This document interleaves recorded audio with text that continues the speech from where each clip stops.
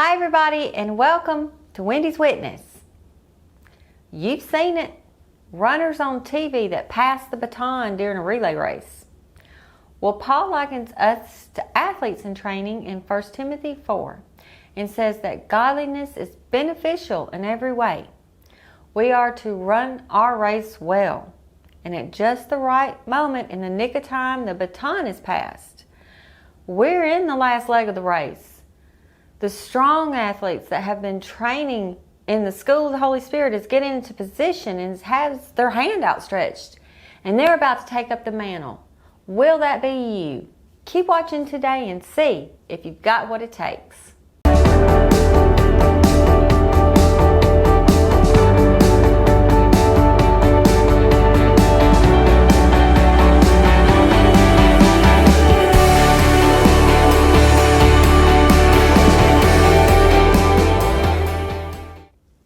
Before we see the mantle of Elijah passed on to Elisha, we're privy to some previous conversations.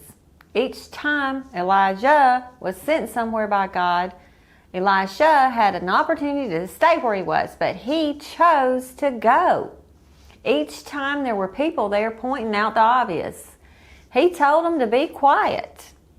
Then in a Moses-like move, we read in 2 Kings 2:8, Elijah took his mantle, rolled it up, and struck the water, which parted to the right and left. Then the two of them crossed over on dry ground. Elijah wanted more. He saw firsthand how God used Elijah, and when it came his time to take up the mantle, he asked big. He wanted a double portion, and he said, "Please let me inherit 2 shares of your spirit." Elisha's persistence and presence paid off big time.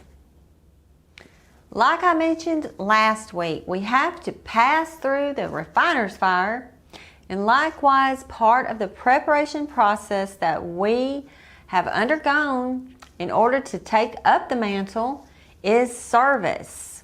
We see this in the way Elisha is described in 2 Kings 3:11. One of the servants of the king of Israel answered, "Elisha, son of Shaphat, who used to pour water on Elijah's hands, is here." With our minds off ourselves, we can prime the pump for God to move however He chooses. Interestingly enough, many times this can look like service to our families. First and foremost, we serve the Lord, and then that trickles down into serving others. Acts of service always requires our cup to be filled by the Lord first before we can pour out into another's life. That's why we first sit at Jesus' feet. Then we go out and wash our family, friends, and neighbors' feet. We may cry out to God for the state of the world when we see the evil things that are occurring all around us in society. Our children are being the main target of the evil. We cringe, we flinch, but do we bow down in prayer? Do we fast? Do we work out our salvation with fear and trembling, or do we just fear and tremble at the prospect of our children's future? You know as well as I do, the opposition isn't just sitting back with their hands tied or wrung. Nope, they are actively working to gain ground. Can we say the same? I do love to see these big companies who oppose God, either by their ad campaigns or products they sell, backtrack and retreat because the people of God take a stand and support their beliefs with their wallets. People, we have a voice. We're still fighting the good fight. And we're still the light in this world. Keep shining brightly for all to see. This is how we fight, by being the light. When we take up the mantle, we simultaneously take back our territory, laying claim to what we've been given.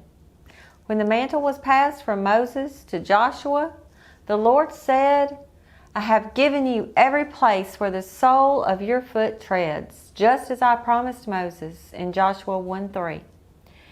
We can be assured the Lord is no respecter of persons, and He says the same thing to you and me.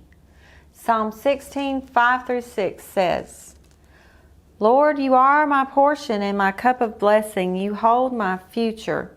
The boundary lines have fallen for me in pleasant places. Indeed, I have a beautiful inheritance. Our home, our children, our grandchildren are our inheritance given to us. Technically, everything has been given to us by the Lord, and He wants us to steward all of this well. If the enemy of our souls has waged war against you to take what is yours away and enslave it, then you are to rise up, be bold in your faith, use your cloak to cover what belongs to you in prayer. Speak out against the invasion with the weapon of the word.